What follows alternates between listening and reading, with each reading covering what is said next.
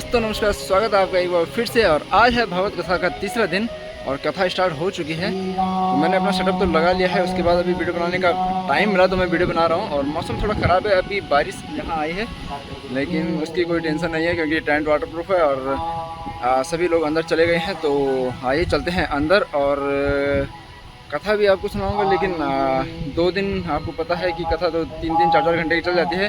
तो उनमें से जो कहानी मेरे को पसंद आएगी या जो संवाद मेरे को पसंद आएगा, मैं उसकी कोई क्लिप आपको सुना दूंगा 7 के 7 दिन। तो आइए चलते हैं अंदर और करते हैं श्री भागवत कथा का रसपान।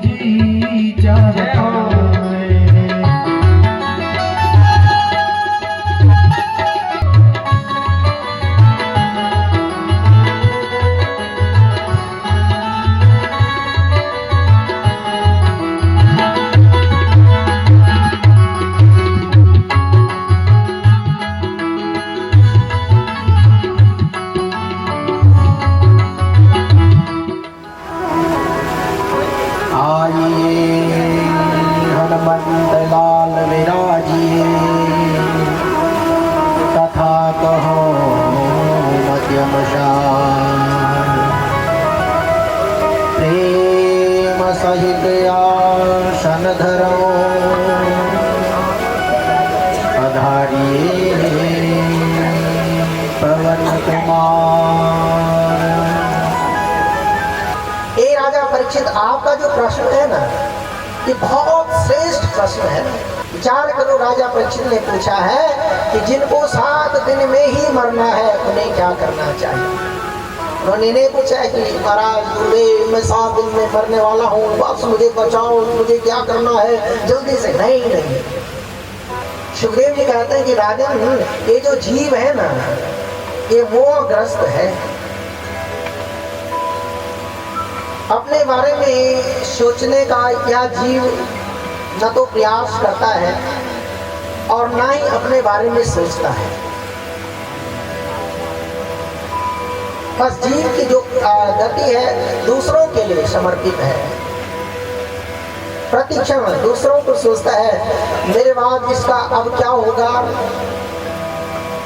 कौन इसका संरक्षण कर पाएगा, हो पाएगा अथवा नहीं। ऐसे तुम लोगों का जीवन है कि नहीं।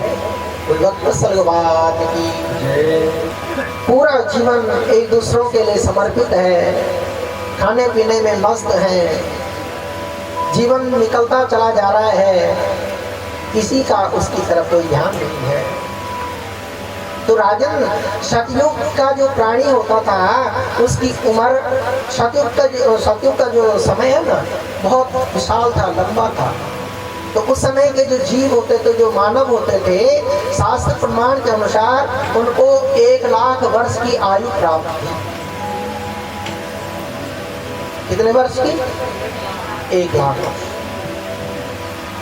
सतयुग के बाद राजन त्रेता युग आया और समय अवधि थोड़ा सा और कम हुई। तो आयु में भी 1 और बिंदु जब कम हुई तो कितना शेष रहा बोलो। 1 लाख से 1 बिंदु हटाओ तो कितना बचता है? बोली करा कितना? 10,000। स्पष्ट हो गया कि त्रेता युग का जो प्राणी होता था, जो मानव होता था, उसको शास्त्र के अनुसार 1000 वर्ष 10,000 वर्ष की आयु प्राप्त थी। राजन, उसके बाद ये समय बीता, एक और युग आया, तीसरा जो युग है उसका नाम त्रेता युग, द्वापर युग। बोल भगवत भगवान की। राजन, द्वापर युग आया, समय अवधि जब घटी तो आयु में भी थोड़ा अल्पता आई। उस 10,000 से 1 और बिंदु घट गई, शेष कितनी रह गई? 1,000। बोल भगवत भगवान। द्वापर युग का जो मानव था, प्राणी था, उसको शास्त्रानुसार कितने? 1,000 वर्ष की आयु प्राप्त। फिर आया, बोलो फिर आया कलयुग आया। तो ये कलयुग आजकल जो हम जिसमें हमारा जीवन चल रहा है, इस युग पे 1000 से एक बिंदु घट गई तो कितना शेष बचा? 100 वर्ष। सुनिश्चित हो गया कि कलिकाल के प्राणियों को शास्त्रानुसार 100 वर्ष की आयु प्राप्त है। शतम जीवेम शरदा, 100 वर्ष तक जीने का आशीर्वाद। कितनी है हम लोगों की आयु? बोली करा दूर से कितनी है?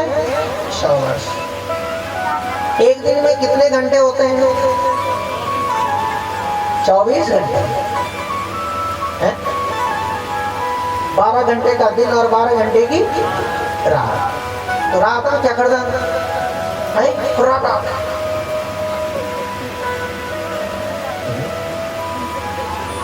तो सीधे सीधे से 50 साल तो निकालो खुराटे मारने के लिए, अभी तो निंद्रा के लिए रात्रि में बीतते व्यतीत हुए। अब बताओ हमारे जीवन में कितने वर्ष है? केवल और केवल 50 वर्ष। उन 50 वर्षों से में ही हमको सब कुछ करना है। उन 50 वर्षों में ही हमको मानव का जो परम श्रेय है उस लक्ष्य तक पहुंचना है। क्या है मानव का परम श्रेय? कल बताया था मैंने। क्या है? कहा था तो मन निरंजन, ये है मानव का श्रेय। कहा था तो मन निरंजन। अरे चलने लगी आजकल हम तो वही करना तो भाई जो हमारे मन में है वही हमें करना है। नहीं है मालूम अपने बारे में, कुछ नहीं पता क्या करना हो। हम कौन है, हमें हमारा कर्तव्य क्या है, हमें यदि मानव योनि प्राप्त है तो इस योनि में आकर के हमें क्या करना चाहिए नहीं मालूम। क्यों? क्योंकि हमारे जीवन में मैं आ गया है। मैं कहने का मतलब अभिमान, अहंकार। कौन सा कलयुग चल रहा है? 27वां 28वां। यदि कलयुग में जो हम बहाना बना करके जी रहे हैं ना, अगर कलयुग में ये बहाने होते तो भैया कलयुग कभी नहीं आता, कभी नहीं आता। लेकिन कलयुग में बहुत बड़ी विशेषता है। मानव के जो परम श्रेय है उस श्रेय को पाने के लिए कलयुग की बहुत बड़ी विशेषता है। इसलिए कलयुग 28वीं बार आ गया। इसे कलयुग को बहाना नहीं बनाना, कुछ भी काम करना उल्टा काम। अरे आजकल तो कलयुग बच्चों को तब हो। कलयुग की एक विशेषता है, 77 साल, ध्यान से सुना, 77 साल 7 महीने और 7 दिन। कलिकाल में जो मानव इस आयु को पार कर रहा है वो कलिकाल का पुण्यात्मा है। यदि पुण्यात्मा बनना है तो इस आयु को पाने का प्रयास करना है। अर्था निर्णय बार बार हो तो जो सको करा जन करने लगा। राजा ने एक बार अपने राज्य में एक बार बहुत बड़े मेले का आयोजित करने का संकल्प लिया और उस आयोजन का जब संकल्प लिया तो राजा ने अपने पूरे मंत्री परिवार के साथ में बैठ करके उस आयोजन की पूरी रूपरेखा तैयार की और उस मेले की एक शर्त रखी। मेले में आने की किसी के लिए कोई पाबंदी नहीं थी। संपूर्ण प्रजा को मेले में आने का निमंत्रण था, लेकिन शर्त थी उस मेले में की विशेषता थी कि जीवन उपयोगी जितनी भी वस्तुएं होती हैं, सारी की सारी वस्तुएं उस मेले में राजा ने उपलब्ध करवाई। सारी की सारी वस्तुएं जितने भी हमारे जीवन की उपयोगी वस्तुएं से लेकर और लेकिन शर्त ये थी मेले में हर कोई आ सकता है, लेकिन मेले से केवल एक ही वस्तु खरीद सकता है, बस ये सब। मेला प्रारंभ हुआ, बहुत विशाल प्रांगण में मेला लगा, 4 द्वार बनाए गए, जहां से देखो भीड़ उमड़ती चली आ रही है। बड़ा विशाल मेला का आयोजन हो गया और मेला प्रारंभ हुआ। मेले में सबको आने का जब न्योता था तो एक बूढ़ी मैया भी उस मेले में आ गई। अब जब वो मैया मेले में आई, अकामा सर्वकाम हुआ, ध्यान से इसका दृष्टांत देना, मोक्ष का उदार की। मेले में जब मैया आई तो दरवाजे पर जैसे आई तो ऐसा मेले में जैसे प्रवेश किया तो देखा मेले के दरवाजे के पास में एक लोहे की दुकान और उस दुकान में एक कौवा। बूढ़ी मैया ने देखा, आहा, मेरे घर का जो कौवा है ना वो जर्जर है, पतला हो गया है। मेले में प्रवेश करते ही और कौवे को खरीद लिया। जब कौवा खरीद लिया तो जो शर्त थी वो पूरी हो गई। अब तवा खरीद लिया तो मन में आया कि चलो थोड़ा और आगे बढ़ी तो देखा एक दुकान पर चिमटा। अब सोचने लगी, ओहो, मैंने चिमटा क्यों, मैंने तवा क्यों खरीदा? अरे देखो तो सही, मैं जब रोटी बनाती हूँ तो बार बार तवे से उतारते समय मेरा हाथ जल जाता है। मुझे तवा नहीं, तवे का तो काम चल जाता, मुझे तो चिमटा खरीदना चाहिए था। अकामः सर्व काम हुआ, मोक्ष काम होगा। शर्त पूरी हो गई, चिमटे का भी अभाव महसूस हुआ, लेकिन पहले ही तवा खरीद लिया। बहुत से ऐसे लोग आए जिसके जीवन में जिस वस्तु का अभाव था वो सब वस्तुएं खरीदी। इतने में उस मेले में एक पढ़ी लिखी बहन भी आई। ध्यान से सुना, समझदार बहन आ गई। अब जब वो बहन आई तो मेले का भ्रमण करने लगी। उसने देखा कि दुकान में इतनी सुंदर साड़ी, आहा, उस साड़ी को खरीदने का मन उस बहन का हुआ। क्या करूं, खरीद लूं क्या साड़ी को? लेकिन समझदार थी, पढ़ी लिखी थी, पसंद तो बहुत आई लेकिन खरीदी नहीं। और आगे बढ़ी, देखा एक जगह पर इतने सुंदर मोतियों का हार। ओहो, इतना सुंदर हार, इतना बढ़िया है। अहो, मुझे तो साड़ी नहीं, अभी तो ये हार ही खरीदना चाहिए, ऐसा मन में भाव आया। फिर भी नहीं, और आगे बढ़ी। अनेक वस्तुओं को जब उसने देखा तो उसके मन में सारी वस्तुओं को खरीदने का मन आया, लेकिन वो समझ में उसके नहीं आ पाया, मैं क्या खरीदूं।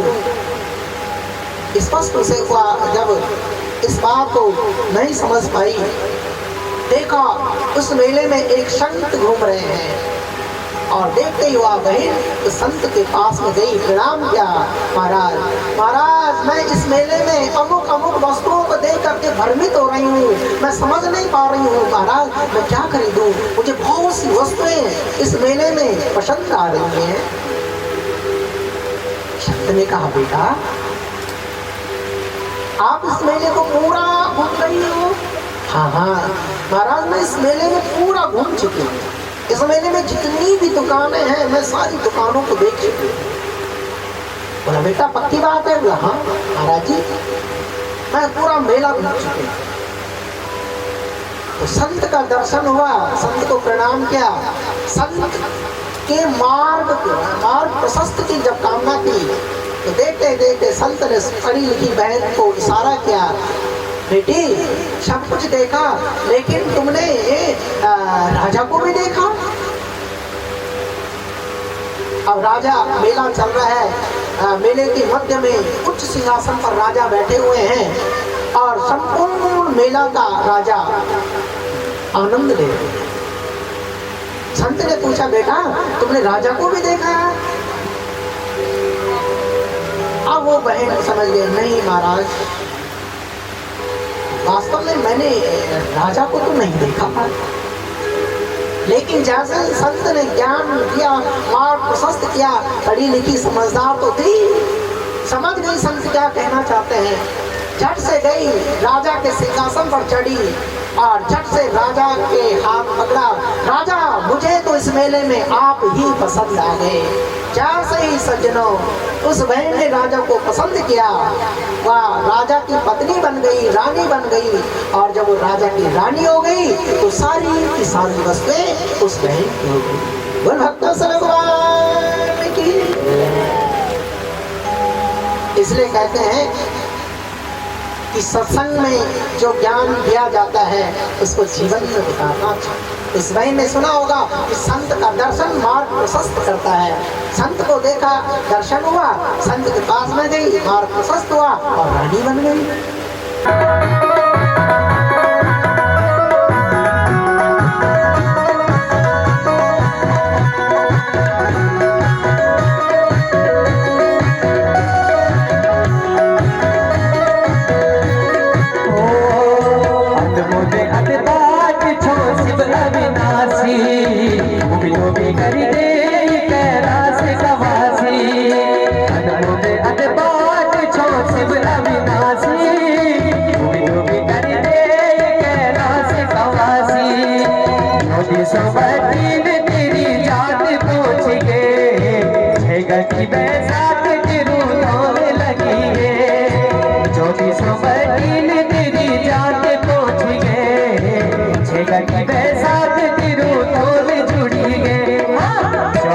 जस दे मेरा मेगा देवा